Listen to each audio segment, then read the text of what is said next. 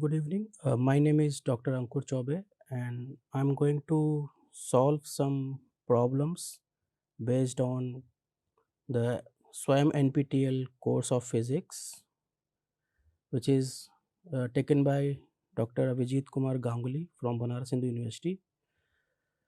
Uh, so, the first question is: a source at rest in a frame is emitting a light of frequency omega. An observer in another frame of reference, which is called prime frame, is approaching the source with velocity v along the direction of the light. If the observer receives the light at a frequency omega prime, then which of the following options are true? So we have three options. So before that, I'm going to explain the question. So we have this source of light which is in frame S, and it is emitting a radiation, say, of wavelength lambda. Here we have another frame which is the reference of the observer, and it is a, since it is a moving frame, so I am denoting it with S prime.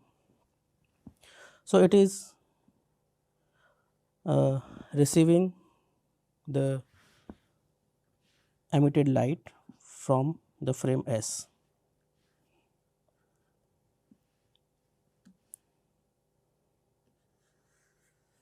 Here. So question is, if nu or omega is the frequency emitted by the source, and if nu prime or omega prime is the frequency received by the observer, if the observer is moving with velocity v approaching towards the source and along the direction of the propagation of light. Okay. So if say at time t, here t equals to 0, when the radiation is emitting from the source and it is been received by the observer at time t is equals to t prime. So we know that we have a relation between this time t and t prime, which is t prime is equals to gamma times t. Here gamma is equals to 1 over square root of 1 minus v square upon c square. C is the speed of light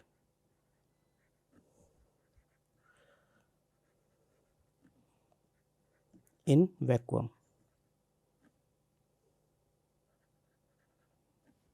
So if the observer is moving towards the source,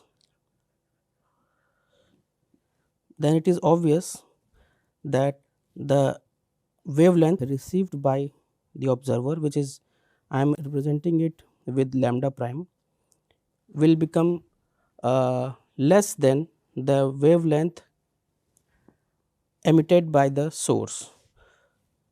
So it will be written as c times t prime minus v time t prime. So we can change this lambda prime in terms of frequency. So c times upon nu prime, c divided by nu prime is equals to t prime c minus v. So if I am denoting this equation as equation number 1. So from equation number 1,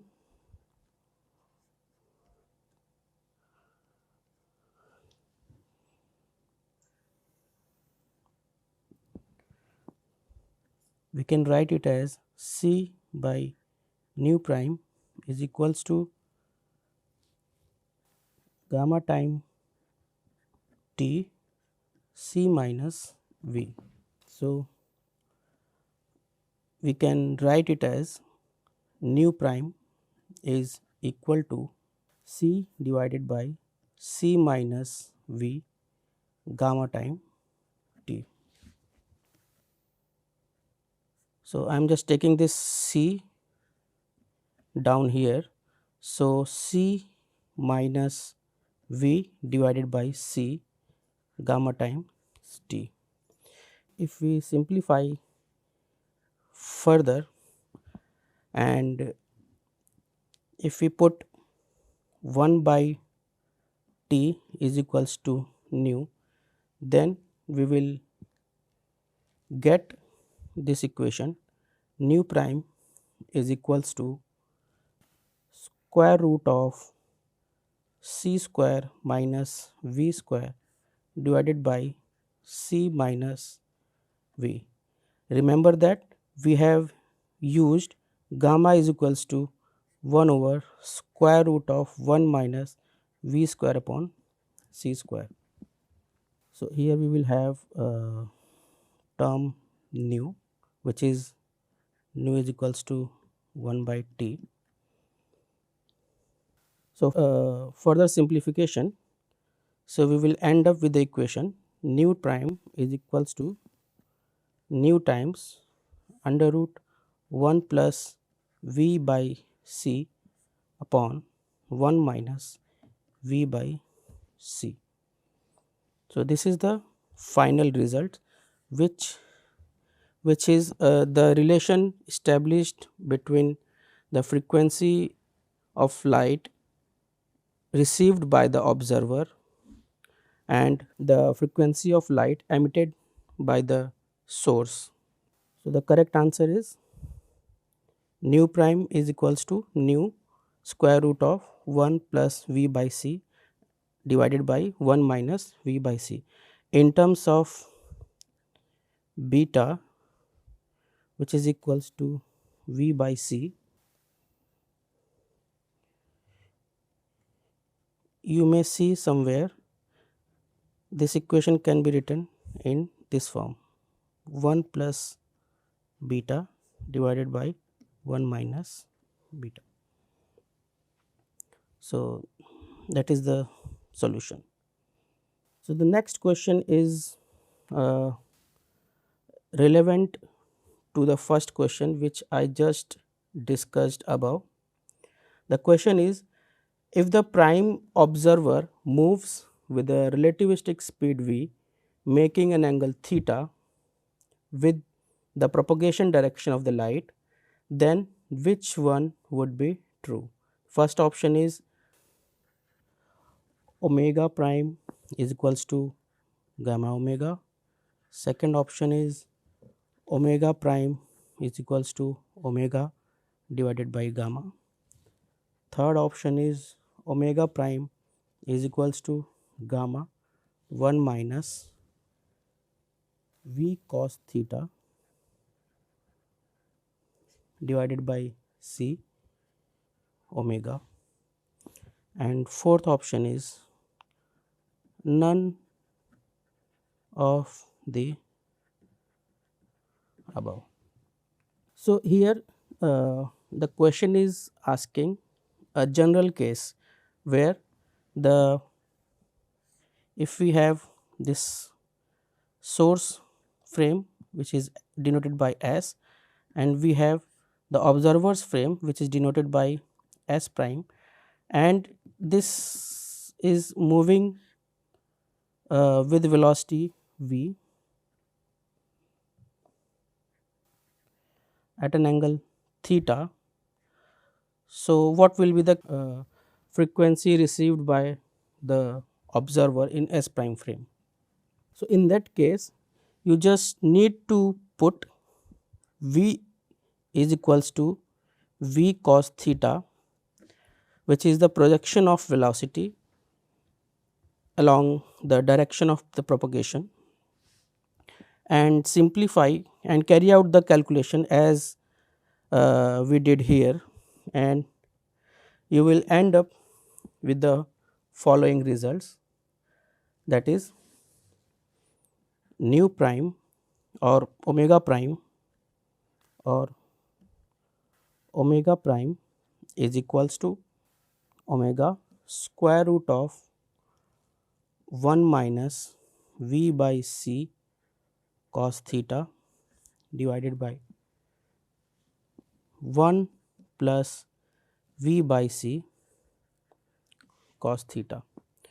So, we can retrieve our previous results when we put theta is equals to 180 degree. So, then we will have omega is equals to omega square root of 1 plus v by c divided by 1 minus v by c.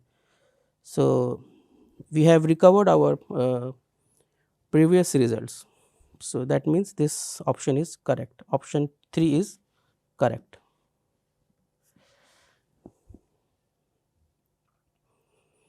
So, actually you can simplify it further by putting gamma is equals to 1 upon square root of 1 minus v square upon c square. Then finally, you will get this relation. Third question is, if there are two observers, one moving with a relativistic speed v with respect to the other, then how would the scalar quantities in each frame would be related to the other? So, the four options are: first by Galilean transformation, second is no transformation, third is Lorentz transformation, and fourth is relation cannot be established. So, its correct option is no transformation, because it is a scalar, and we know that in every frame of reference the scalars remains the same. So, the second option, no transformation,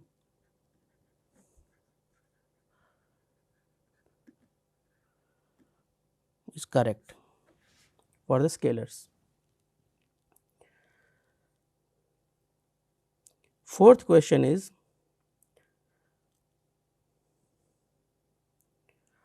under an active transformation, which one of the following statements are correct? The first one is physical positions of coordinate points do not change. Second option is physical position of coordinate points change relative to a coordinate system. Third option is both 1 and 2 are correct, and the fourth option is none of the statement above is true. So, as we know that under an active transformation, what happens is the particle or the object is moved by itself. I mean, it changes its position. So, that is why it is an active transformation regardless of the coordinate system. So, here second option, which is physical position of the coordinate point change relative to a coordinate system, second option is correct. Now, the next question is related to the same topic. This is for a passive transformation. So, which one of the following statement is true for the passive transformation? So, in that case, in passive transformation, the object remains in its original position, but what happens is that the coordinates of the uh, particle or the object changes. So, that is why it is called a passive transformation, because the particles actually is not transforming from one place to another. It is the coordinate which is associated with the particle is changing by means of rotations, you can say that. So, here second option is correct. The next question is, how would E dot be transformed under a CT transformation?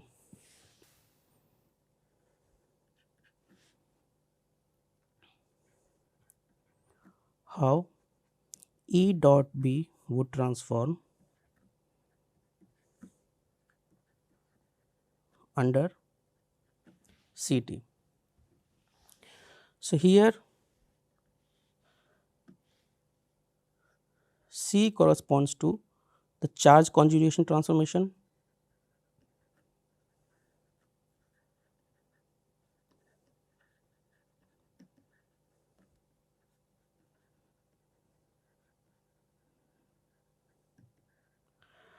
and T corresponds to the time reversal transformation.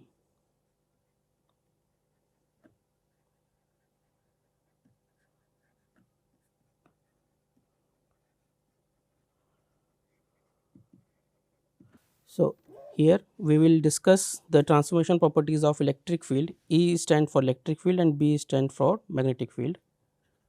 Electric field and B is magnetic field.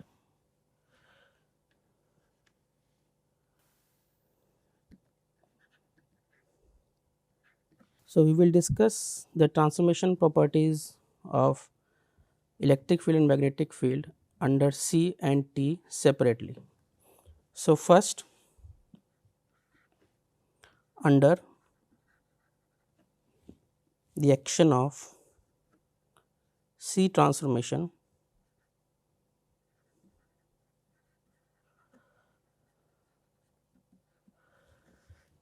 that is charge conjugation transformation, the electric field E will pick up a negative sign, that is it will become minus E. Of the polarity of the charge will flip in this transformation. If it is positive, then it will become negative, and if it is negative, then it will become a positive charge. And for the case of magnetic field, B will also pick up a negative charge, because B is somewhat related to the flow of charges, that is current. So, it will also pick up a negative charge. Now, under T transformation,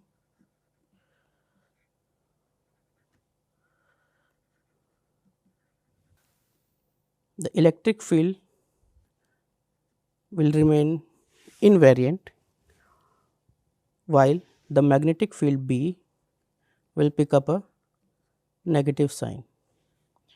So, if we combine these results, so we will get under Ct transformation the terms E dot B will pick up a negative sign. So, it will become negative of E dot B. So, this E dot B term will acquire a negative sign under Ct. Okay. So, next question is,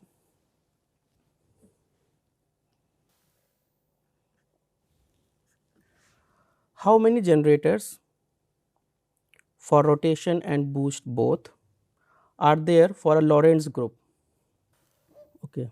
So, let us discuss this question. The options are 1, second option is 2, third option is 3, and fourth option is 6. So, here fourth option, there are 6 generators in the Lorentz group. So, we will see how there are 6 elements of the generators. So, under the action of infinitesimal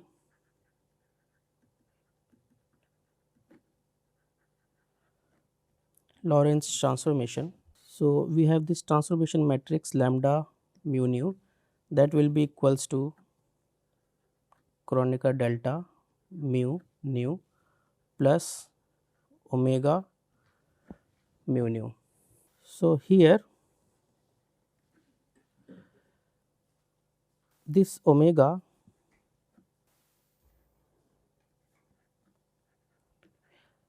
is an entry symmetric tensor. So, out of its 16 elements of 4 cross 4 matrix,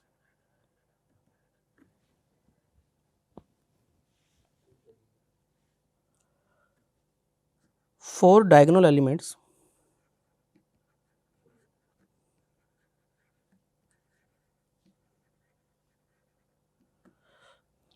are zeros.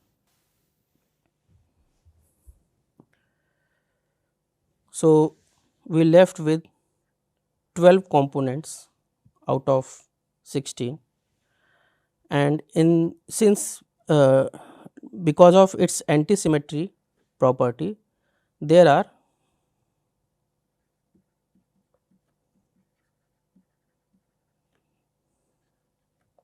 6 elements. Those corresponds to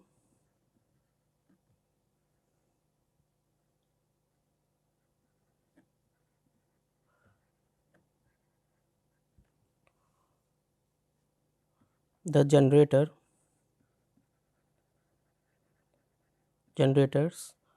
of boost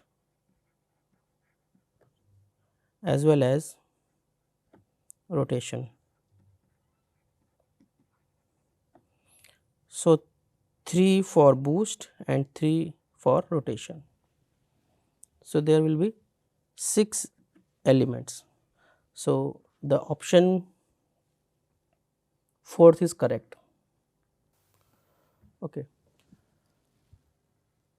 The next question is, suppose the magnetic field B is given by like this. So, we have B is equals to 3x I cap plus 3y j cap. So, we have this B vector and its components. The question is, how much will be the magnitude of del dot B? So, find del dot B. It is a simple question, anyone can solve it. You just need to write down this del in terms of its components, that is I cap del by del x plus j cap del by del y plus k cap del by del z, and take the dot product with the magnetic field B, which is given by 3x I cap plus 3y j cap. So, if you do this, you will end up with 3 plus 3, which is equals to 6.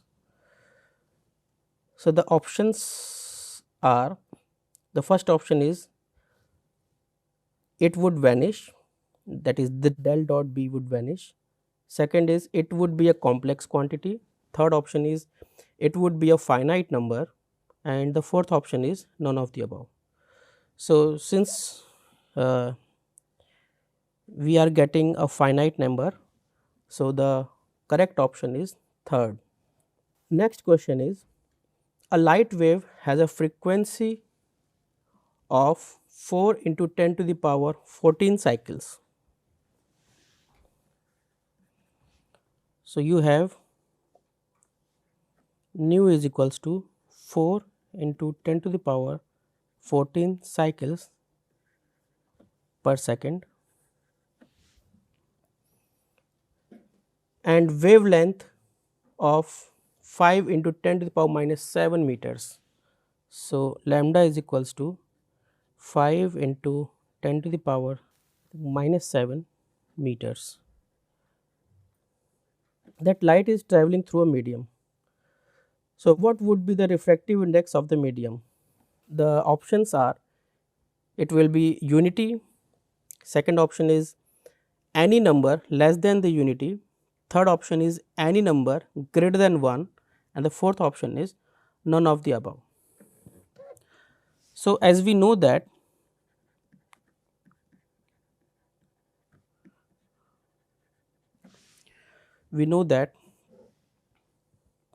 the refractive index of a medium is related to the speed of light in that medium by this relation. Here v is the speed or velocity of light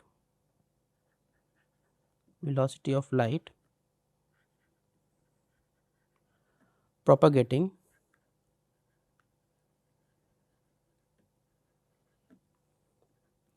in a medium, n is the refractive index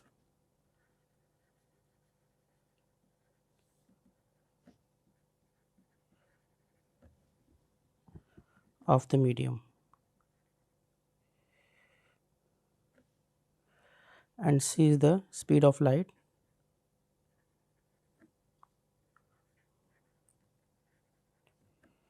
in vacuum. So, we can solve it. N is equals to, if we approximate, c is equals to 3 into 10 to the power 8 meter per second,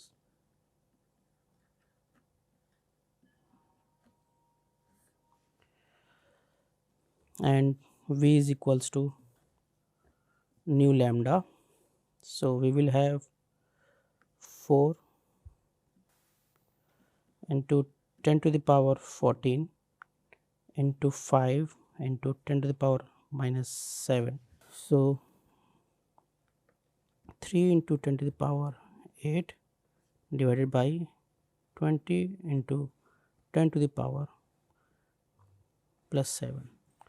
So, when you solve it, you will get n is equals to 1.5, which is greater than 1.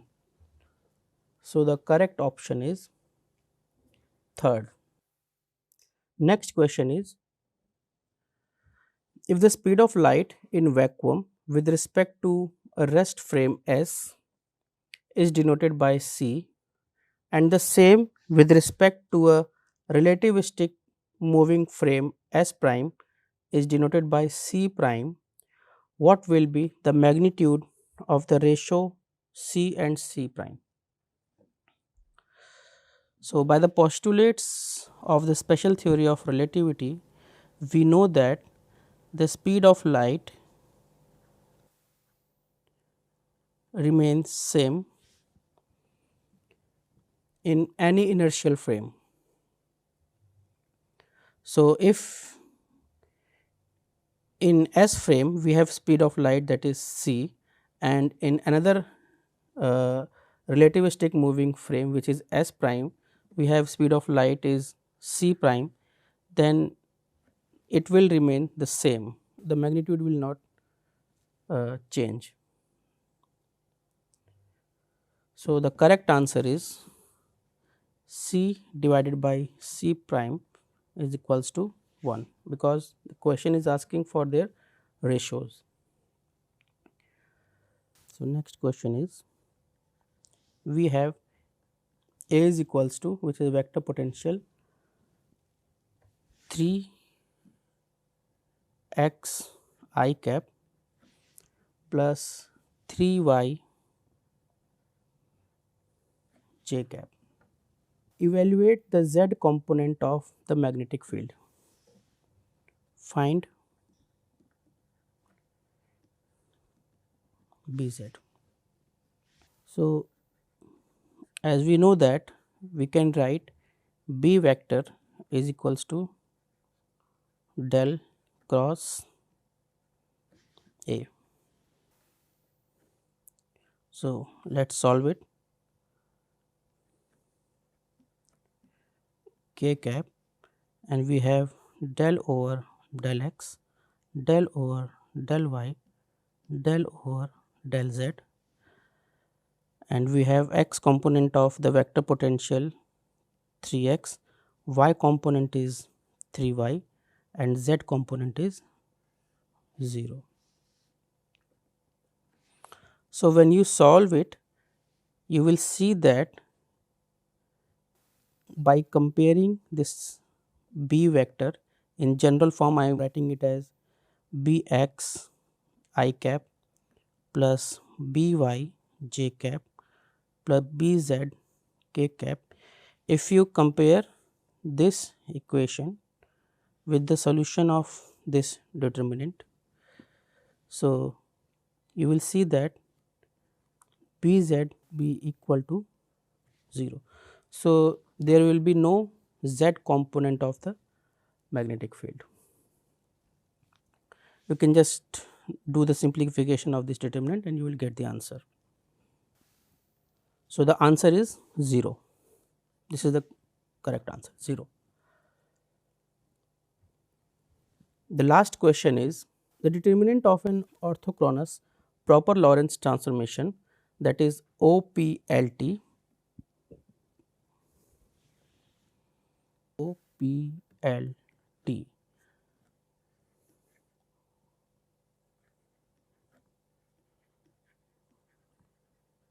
Orthochronous proper Lorentz transformation matrix is denoted by determinant of lambda. So, this is the determinant of the matrix of orthochronous proper Lorentz transformation. Find the value of that determinant. So, we need to evaluate the value of that determinant for OPLT transformation. So, let us begin with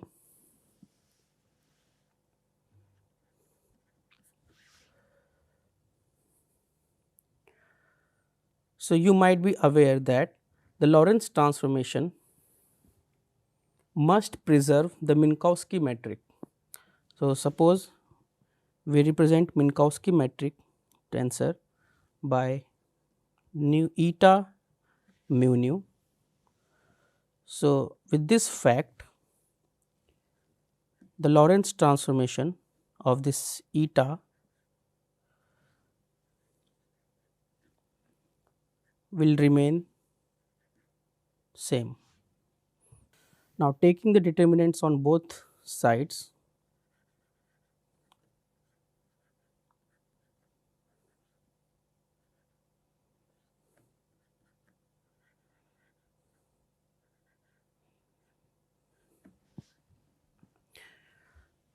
and simplifying it further.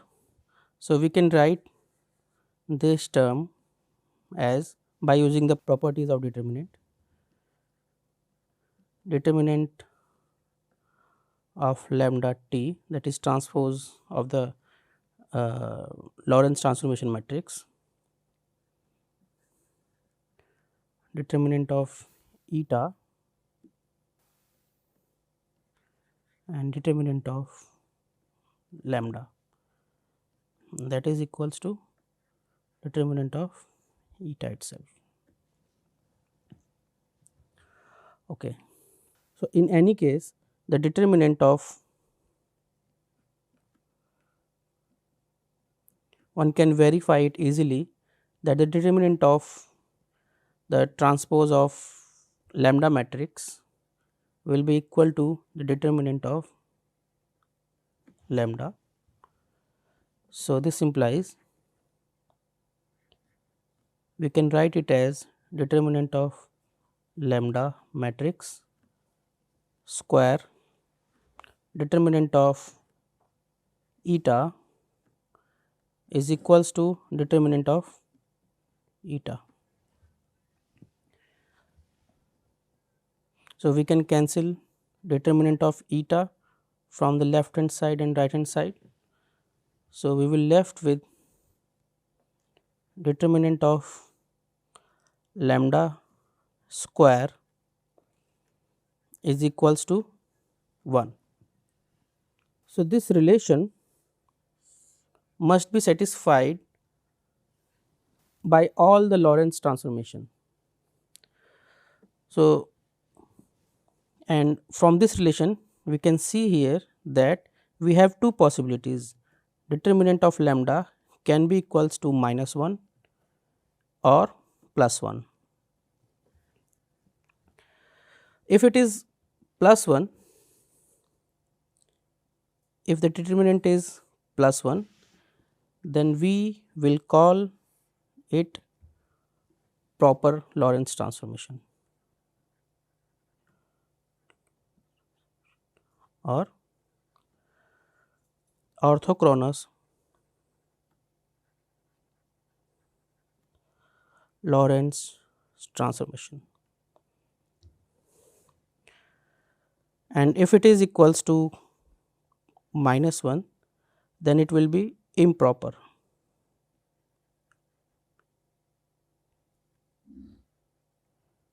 Lorentz transformation.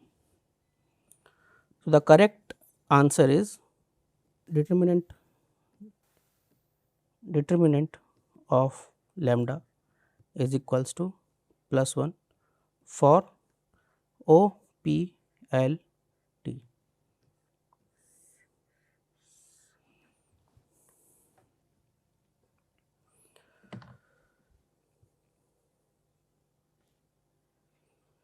So, that's all for the today's session. Thank you so much.